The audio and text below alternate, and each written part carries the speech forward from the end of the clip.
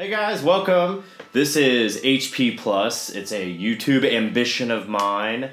It's something I've been wanting to do for a long time, and I finally got the willpower to do it. So this channel is going to be primarily focused on the universe of video games, with kind of a focus of Japanese games, in particular RPGs, but I really want to branch out and cover as much as I can that's as relevant to what you all would be interested in. And, you know, I was just inspired by all of the awesome YouTubers out there, and I wanted to give it a shot. So my name's Thomas, and this is HP Plus, and you're going to meet a whole bunch of my friends who have really wonderful opinions, smart people, funny, goofy, and, you know, there's going to be great discussions, debate, but, you know, I want to keep this place positive, don't want to get off the track, don't want to, you know, make people that upset, but it's going to be inevitable anyway. But hey, the reason I started today was because today's December 1st, this video probably won't be out for a day or two, but that is near and dear to my heart that came out today, Xenoblade Chronicles 2. Now this one's special for a lot of reasons, but I want you all to rewind to the days of 1998 when Xenogears came out. Xenogears was a very ambitious JRPG for the time. Came off the heels of Final Fantasy VII, which was, I'm sure for a lot of you guys as well, was a revolution and totally changed my perspective and kind of my life, especially when it came towards storytelling, narrative, and having that cohesion with a video game medium, which I thought was unrealistic and almost impossible. It wasn't that I didn't think it would happen, I just never experienced it before. You know, I was 12 years old, that was a long time ago, old man. So, yeah, 12 years ago. So, Xenogears came out. It was a guy named Tetsuya Takahashi who had been working at Square since nearly the beginning. He's had his footprints on a lot of the Final Fantasy games, in particular the Super Nintendo Final Fantasy games, and then came Final Fantasy VII, and he submitted a concept that he'd been working on. It's kind of his brainchild for Final Fantasy VII. He presented it to Hironobu Sakaguchi, who was leading the franchise back then. And Sakaguchi said it was too dark, it touched on too many religious themes, and it was just generally off-tone for what people expect for that series. Even though 7 would be quite the departure from the Yoshitaka Amano aesthetic, moving on to the Tetsuya Nomura universe. But anyway, Xenogears came out in 1998, which was an IP that Sakaguchi let Tetsuya Takahashi pursue. And this game stepped storytelling up to the next level. It had very heavy and pretty dark themes, particularly for a video game in 1998, and it blew my mind. It took me totally by surprise. It was longer, more in depth. The combat system was awesome. You had it with the gears, and you had it with the people, and just the whole journey was so biblical in proportion, and it definitely went down as one of my favorite games of all time, and still holds up to this day as one of my favorites, just because even though it has minor flaws, particularly in the back half, or really the back third, where you could tell the budget ran out and they had to cut corners, and it was just so heavy on narrative in the back half that it felt disjointed and the pacing kind of was thrown off. But I was still able to look past that because I was so immersed in the storytelling, the characters, and oh my god, the music. That is one of my favorite elements about that entire series. So of course I got the greatest hits too from back in the day, and here's the soundtrack by Yasunori Mitsuda, who has returned for Xenoblade Chronicles 2. which is thrilling to me. He was involved in Xenosaga Episode 1, he scored that, and then he came back and did a song for Xenoblade Chronicles 1, which came out in 2010, 2011. So anyway, there's kind of the backstory on Xenogears. Now, next the franchise moved on to what was called Xenosaga. Now, Tetsuya Takahashi wasn't happy that Square did not want to take his franchise to the next level. Xenogears, it got a very positive reception, but it was no blockbuster like 7 was, so I'm pretty sure that a business decision was made to not pursue this franchise that he wanted to create. And in fact, Xenogears was episode 5 of 6 from the Perfect Works, which, you know, kind of like the Ultimanias for Final Fantasy. It spelled out all the lore, mythology, and oh my god, it is too deep. I still have difficulty grasping what the whole thing's about because it's so, I don't want to say convoluted, it's just got so much to it. And I've played that game like probably 5 or 6 times, and it's hard for me to recall all the story details. I gotta refresh myself all the time. So anyway, after learning that Square did not want to pursue a Xenogears sequel, he left and took his ideas to Bandai Namco. And, well, he first of all, he founded his own company, Monolith Software, and then Bandai Namco was the publisher. So they brought him on board and gave him what was supposed to be, like, I think 6 games at first. Very ambitious. But, you know, of course, they wanted to see how it went, and it ended up being a trilogy. So anyways, there was Xenosaga Episode 1, which came out in 2002. And I can't find my Japanese copy, but I was so excited for it. I got the Japanese version. And it was great. It was different. It went much more in a sci-fi direction, and focused a lot more on just space paradigms, even though it still retained its roots of having a heavy character focus and then putting the story and narrative front and center, which I loved about it. It was so well done. From a narrative perspective. Now, the gameplay side was pretty debatable. I enjoyed it.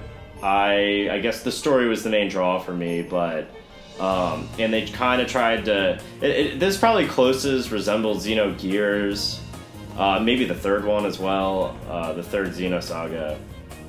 So that just captivated me enough when I was, 16 years old. So anyway, Xenosaga Episode 1. Then we were followed up by, Xenosaga. Excellent soundtrack for the first game, and I like all of them, honestly.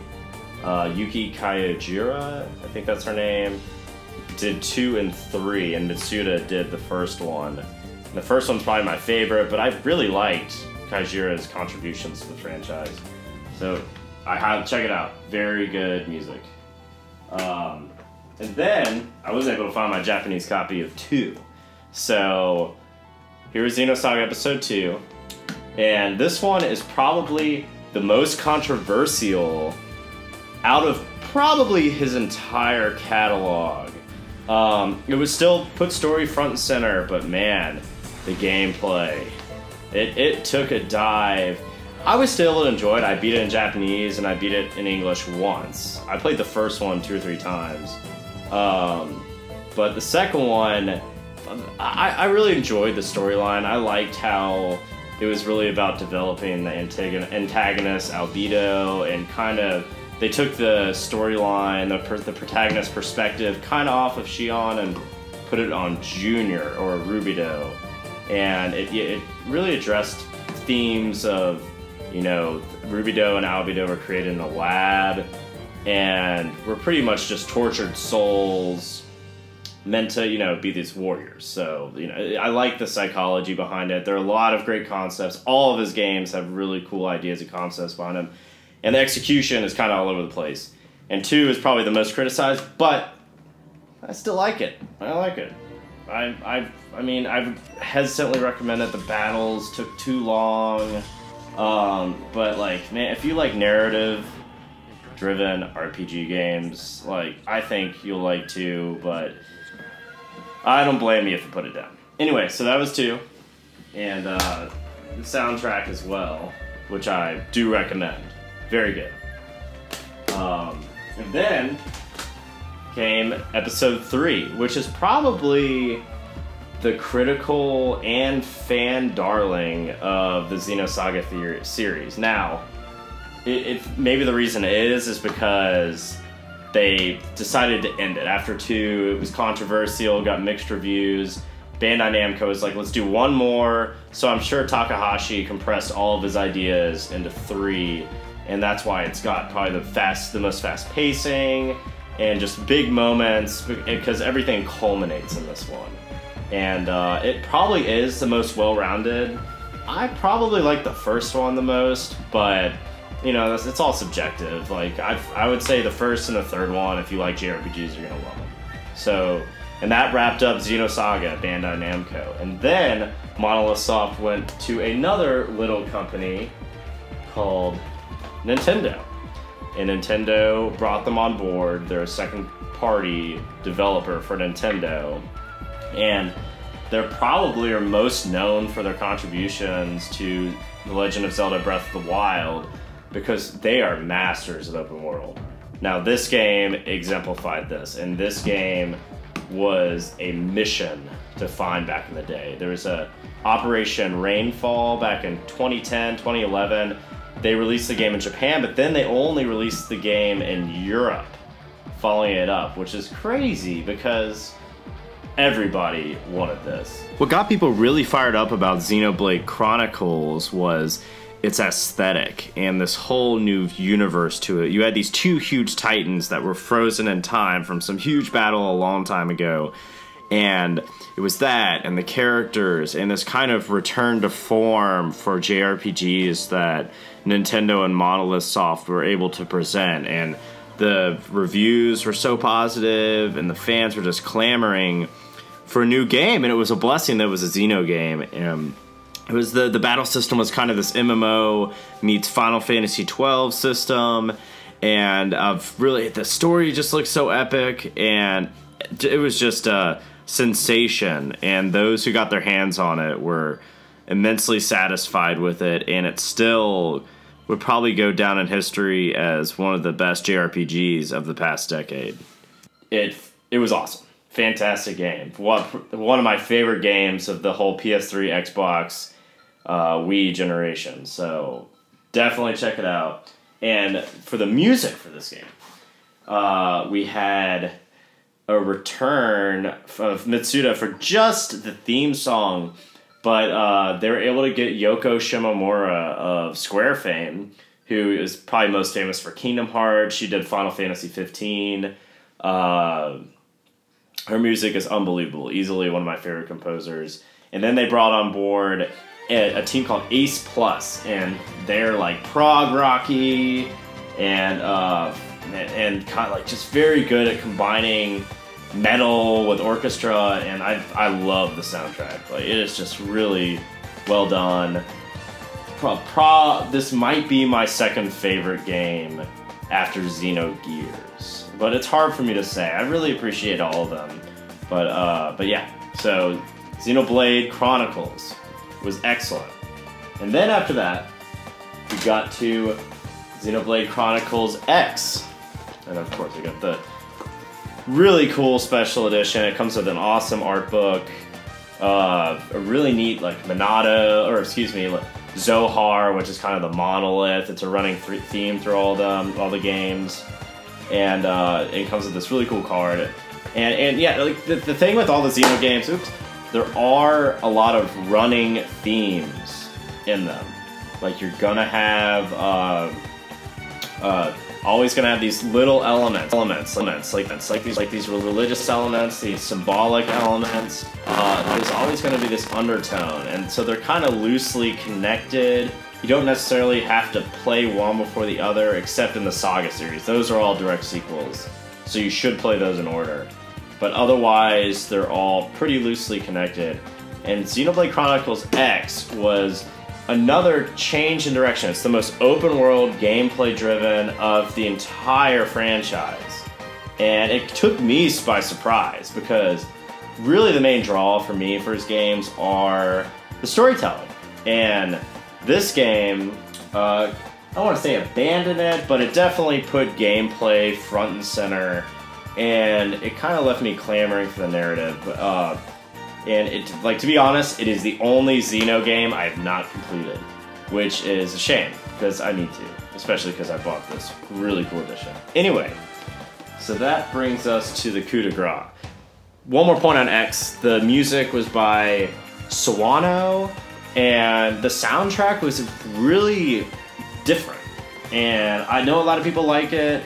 I was able to appreciate it a lot, but it was almost too far off the beaten path. One more thing about Xenoblade Chronicles X is that it's a very gameplay-driven experience. Now, for me, the main draw for these Takahashi Xeno games are the narrative. The narrative always blows my mind, and I guess because this one didn't focus on it that much, it didn't draw me in, which is a shame. I do need to go back and play this game. And Takahashi mentioned on Twitter that he wants to bring the game to Switch, which would be so cool. I would love that. So, anyway, we'll see what happens. I'll get around to playing it again one day, so I can't really give my full opinion on it. The music was another controversial element too, because it was off the beaten path as well. I liked some of it, others were just like, this kind of weird, but you know, each to their own. People like it, that's awesome, that's the whole point. I don't know, it was just I guess this one just skipped a beat for me. It's just how it goes. And anyway, to the coup de grace. So the real reason I did this video was for this guy. Xenoblade Chronicles 2. Which is a successor to Xenoblade Chronicles, the original, the 2010-2011 version. Now, I guess it's not necessarily a direct sequel. They say that you don't have to experience that game to appreciate and understand this one. Which is cool because, you know, it's been 7-8 years and that game is kind of an underground cult hit. So, this one is special. I've been waiting for this game for a long time. I can't wait to start playing it right after I film this. So I can't wait to come back and tell you guys how awesome it's gonna be. And I really hope it's cool. It really appeals to me. Like, I love that narrative's back to front and center. Like, that we get a full, like, Xeno game, and it seems pretty antithetical to X, so it's more in the Thomas direction. So let's see what happens. Like, I'm thrilled to play this. Like, every preview, the music sounds so good, and it's kind of a return of Yasunori Mitsuda. He came back to lead the soundtrack, which is so cool because, like, Xenogears, that game has probably my favorite music of all time, frankly. So I'm really excited to hear what he has to say, and he brought back a lot of the original Xenoblade composers, Ace, so I'm excited to hear their prog rocky stuff. So but the story looks really interesting, it looks really cool, the characters look neat, and it's just like screams personality, and that is what I'm looking forward to. I'm looking to be sucked in another world. It really hasn't happened to me since 15 maybe, but I mean, maybe I'm forgetting some. There's so many good games these days. But anyway, this is what I've been waiting for, and I really hope you guys enjoy it. And I also got the pretty cool Pro controller for it. I haven't opened it yet, but it looks awesome. So anyway, guys, that's the rest of the video. Thanks for watching HP Plus. Like, I want to put out a lot of content. I've got a lot of ideas. I'm gonna have like some group panel discussions, do some solo stuff. I'm gonna do, you know, reviews, previews, throwbacks, and, you know, try to like keep up to date on the news, primarily with the RPG scene, and like particularly the Final Fantasy series, what comes out of Square. I'm really liking what Nintendo's done. They have risen from the ashes. The Phoenix has emerged back after a long malaise, so I'm thrilled about that. And this game kind of made me want to start the channel. So let's see what happens, alright? Thanks, guys. See ya.